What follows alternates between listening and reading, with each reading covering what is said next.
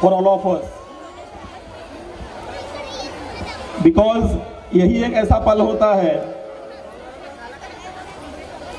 जिस पल पे हमारे स्कूल के बच्चे दिल खोलकर मौज मस्ती से एंजॉय करते हैं, और इसी पल के लिए बच्चे साल भर एक इंतजार करते रहते हैं। आज का जो ये प्रोग्राम है ये खास तौर पे ओएसिस ने सिर्फ बच्चों के लिए ऑर्गेनाइज किया है, तो मैं आपका वैसे भी कुछ ज़्यादा समय नहीं लेने वाला हूँ।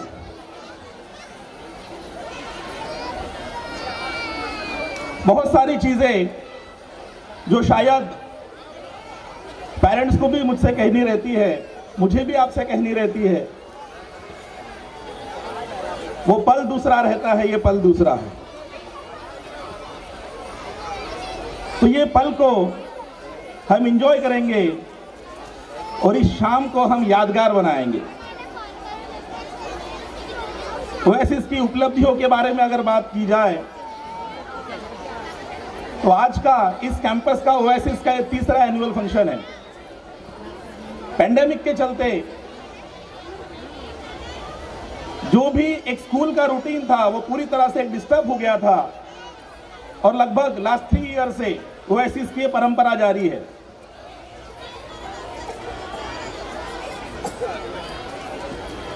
फाउंडेशन की बात करते हैं, याद होगा आपको वो दिन जब ओएसिस की पहली बैच पहली लीव रखी गई थी, यानी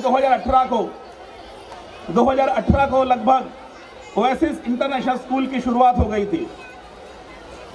और किस बेसिस पे?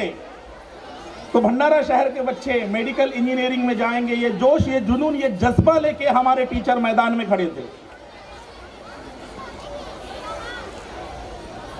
हमारे टीचर्स, हमारे काउंसलर्स, हमारे सभी नॉन टीचिंग स्टाफ, जिन्होंने कड़ी मेहनत करते हुए आज ओएसिस का नाम एक ऊंचाई तक ले जाने के लिए सहकार्य किया है। और पूरे महाराष्ट्र में टॉपर जो कि आयुष रामटे के, एक नीट का टॉपर ओएसिस का, जो कि महाराष्ट्र में ओएसिस से निकला है, और ये सिलसिला अभी भी चल रहा है। आईआईटीज के सिलेक्शन हर साल जा रहे हैं।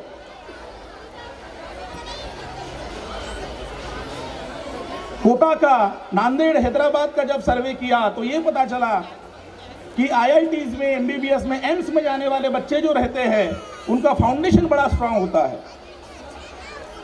तो हमने प्रयास किए, चलो क्यों ना फाउंडेशन की शुरुआत की जाए। जब फाउंडेशन की शुरुआत की तब ये समझ में आया कि स्कूल का करिकुलम तो अलग चलता है। यानी पहले तो शुरुआत थी सिर्फ और सिर्फ कोचिंग की। उस कोचिंग में डिफरेंट स्कूल्स के बच्चे ओएसिस में सिर्फ ट्यूशंस लेने के लिए आते थे। वहां पे एक बात हमने नोटिस किया कि स्कूल के करिकुलम के चलते हम स्टूडेंट्स को अच्छा गाइडेंस प्रोवाइड नहीं कर पा रहे थे। तो शुरू हो गई जर्नी फाउंडेशन की 2022 से, और आज फाउंडेशन क्या होता है इसका सही मतलब आज भंडारा जिले के लोग सिर्फ और सिर्फ ओएसिस की वजह से जानते हो। फाउंडेशन के चलते जो बच्चे आफ्टर 10, कुछ बच्चे ऐसे हुए कि 10वीं तक के ओएसिस में पढ़े, 1 या 2 बच्चे महज नागपुर इधर उधर बड़े बड़े इंस्टीट्यूट में चले गए 11-12 करने के लिए। वहां पे जाने के बाद उन्होंने ये नोटिस किया कि ओएसिस तो इससे 10 गुना बहुत बढ़िया है।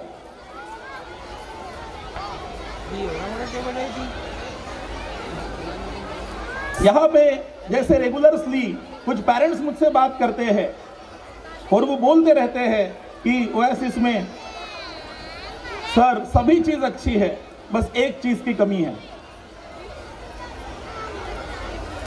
और वो कमी जैसे कहते हैं एक डिसिप्लिन की, एक अनुशासन की। मैं आपको विश्वास दिलाता हूं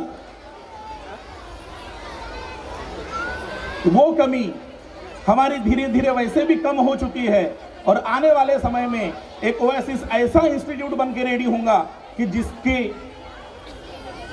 डिसिप्लिन की मिसालें दी जाएंगी। शायद से आज ये प्लेस का ओएसिस का लास्ट एनुअल फंक्शन रहेगा। अगले साल ओएसिस अपने खुद के कैंपस में शिफ्ट होगा और जिसमें एक विदर्भ का सबसे बड़ा रेसिडेंशियल कैंपस ओएसिस बनाने जा रहा है। एट ए टाइम 500 स्टूडेंट्स का बॉयज हॉस्टल रहने वाला है, 500 स्टूडेंट्स के लिए गर्ल्स हॉस्टल रहने वाला है। सब कुछ बेहतरीन फैसिलिटी के साथ में एक ओएसिस का रेसिडेंशियल कैंपस अगले सेक्शन से शुरू होने जा रहा है। ये सब कुछ हासिल हुआ तो उसके लिए रिस्पॉन्सिबल कौन है, यानी शुरुआत किसने की थी? तो आज मुझे वो दिन बहुत अच्छे से याद है की एमटेक झाल्या जसं बीटेक झाल्यानंतर एमटेक झाल्यानंतर सर्वांचे भुया उंचावले आणि म्हटलं की हा काय करतो रे बाबा, प्रशांत इथं कुठं फिरतोय, गावाकडेच दिसतो, याला पुणे मुंबई सारखे किंवा दुसऱ्या शहरात नोकरी मिळाली नाही का? त्यावेळेला आईनं मला म्हटलं की तुला जे वाटते ते कर, तेरे दिल में जो लगता है वो चीज तू कर ले। आज आई का सपोर्ट नहीं होता तो शायद से आज ओएसिस यहां तक खड़ा नहीं होता।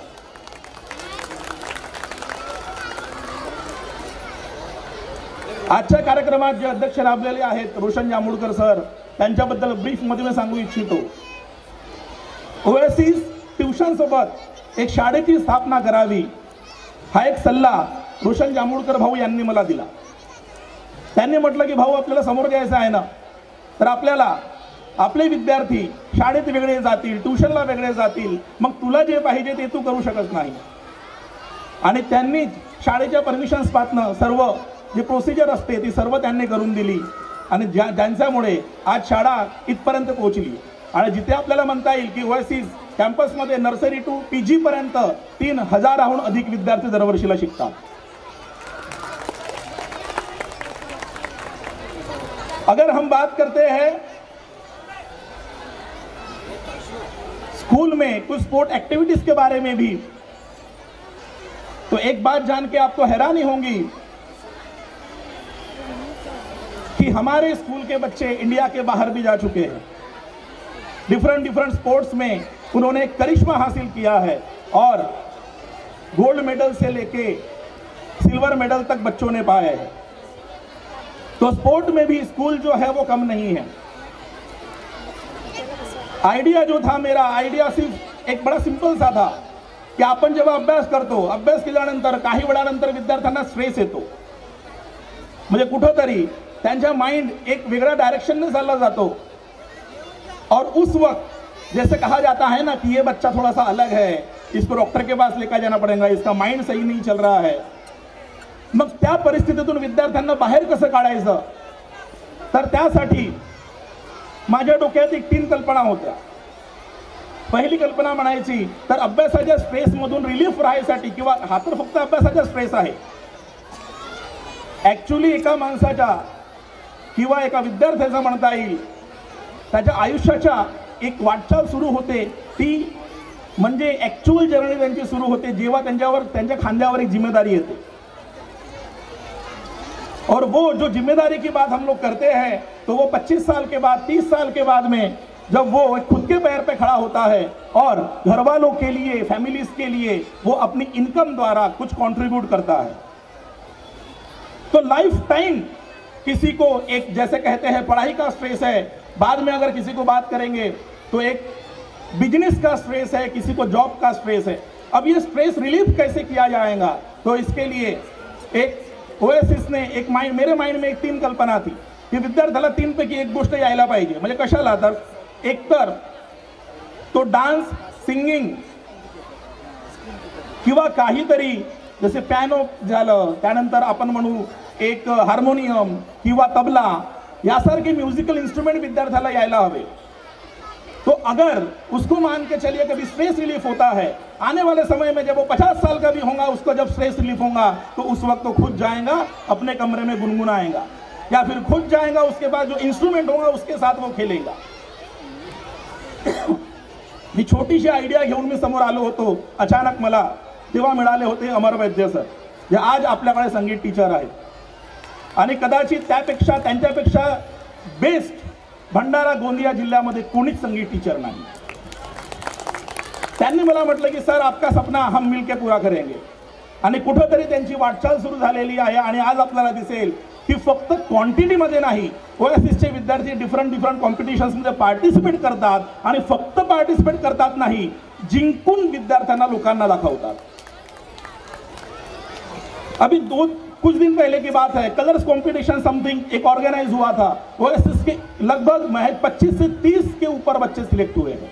ओलंपियाड्स में, जो कभी लोगों को पता नहीं था कि ओलंपियाड होता क्या है. भंडारा जिल्ह्यात कुणाला विचारलं ना, मोठमोठ्या शाळा आहेत, सीबीएसई शाळा आहेत, त्यांना विचारलं की ओलंपियाडची परीक्षा कधी दिली का तुम्ही? कुणालाच माहीत नव्हती ओलंपियाड काय असते. आमच्याकडे ओलंपियाडचं एक स्पेशल डिपार्टमेंट आहे, जे डोंगरे सर बघतात. त्यांच्याकडे एक्स्ट्रा वर्क दिलेलं आहे. 1ली ते 12व्या वर्गाच्या विद्यार्थ्यांची ओलंपियाडची परीक्षा घ्यायची. आणि फक्त परीक्षा घ्यायची नाही, मागच्या वर्षीला माझ्या माहितीप्रमाणे 3 विद्यार्थ्यांना गोल्ड मेडल सुद्धा मिळालेले आहे. तर ह्या ज्या कॉम्पिटेटिव्ह परीक्षा ज्या मार्फत विद्यार्थ्यांना घडवायचे आहे, आणि एकदा ज्या विद्यार्थ्याला अभ्यासाची सवय लागली आणि कुठेतरी त्याच्या डोक्यात जर स्पेस निर्माण झाला, तर आपल्याला संगीत विना पर्याय नाही, डान्स विना पर्याय नाही, म्युझिकल इन्स्ट्रुमेंट विना पर्याय नाही. आणि त्यासाठी वेगवेगळ्या क्षेत्रात ते दिग्गज ओएसिसने उभे केलेत. आणि आज मी सांगू इच्छितो की आमच्याकडे कुठलीही फॅकल्टी असू द्या, ती मराठी राहू द्या, हिंदी राहू द्या, की 11वी 12वीचे तिकडे फिजिक्स मैथ्स केमिस्ट्री राहू द्या, कि सीनियर की बात करते हैं, हमारे कोई भी फैकल्टी किसी से कम नहीं है. आज जब हमारे pass even not only Bhandara K teachers, जब बाहर के भी टीचर हमारे पास में आते हैं, फिजिक्स के, केमिस्ट्री के, बायो के, डिफरेंट एरिया से टीचर्स हमारे पास में आते हैं, उन टीचर के साथ कंधे से कंधा मिला के हमारे टीचर्स आगे बढ़ते हैं. और कभी भी ये महसूस नहीं दिलाते हैं की नाही आम्ही भंडाऱ्याचे म्हणजे कुठेतरी मागे असणार. त्यांच्याही पेक्षा समोर आमचे टीचर जातात आणि नक्कीच मेहनत करतात. आणि आज तुम्हाला दिसेल की आधी जी परंपरा होती, जेव्हा ट्युशन सुरू केली, शाळा सुरू केली, तेव्हा असं म्हणायचं की नाही तुमच्याकडे बाहेरचे टीचर आहेत काय. प्रश्न विचारायचे मला ॲडमिशन करते वेळी कि सर हम आपके पास तो हमारे बच्चे की जिम्मेदारी दे देते हैं, लेकिन आप बताइए आपके पास बाहर के टीचर है क्या. म्हणजे कुठेतरी लोकांना कसं वाटत होतं की नाही आपल्याकडे भंडाराचे टीचर असते काय शिकवणार. पण आज कुठेतरी डेफिनेशन्स बदललेली आहे आणि ते चित्र बदलवलं आहे फक्त आणि फक्त ओएसिसने. तर आज ओएसिसची पूर्ण फॅकल्टी, चाहे ती इथली असू द्या की बाहेर इतर प्रांतातली, इतर राज्यातली असू द्या, कुठल्याही पद्धतीने ते मागे नाही आहे. आणि त्याचमुळे दिवसेंदिवस ओएसिसचे रिझल्ट्स वाढतात. फक्त नीट JEE NDAचा बोर्ड लावणे, फाउंडेशनचा बोर्ड लावणे म्हणजे फाउंडेशनची सुरुवात करणे नव्हे. फक्त बोर्ड लावल्याने काही होत नाही. बोर्ड लावण्यापेक्षाही महत्त्वाचे आहे ॲक्च्युअल एज्युकेशन प्रोव्हाइड करणे. आज तुम्ही आमच्याकडल्या 6व्या वर्गाचे ऑनवर्ड फाउंडेशनच्या पुस्तका बघा, मॅथ्स आणि सायन्सच्या पुस्तका बघा, कुठेतरी त्यामध्ये तुम्हाला CBSE पेक्षा 3 पट जास्त सिलेबस आढळणार नाही. तर नक्कीच तुम्ही मला बोला की नहीं सर आप कुछ भी पढ़ा रहे हो. हमारे यहाँ पे CBSE से भी 3 गुना आगे का सिलेबस मिलेगा. अब थोड़ी सी प्रॉब्लम हम यहाँ पे फेस करते हैं, बिकॉज कुछ बच्चे 5वीं से हमारे पास डायरेक्ट आते हैं, 6वीं से हमारे पास डायरेक्ट आते हैं, 7वीं में दूसरे कोई और स्कूल में पढ़ता है, 8वीं में हमारे स्कूल में पढ़ता है.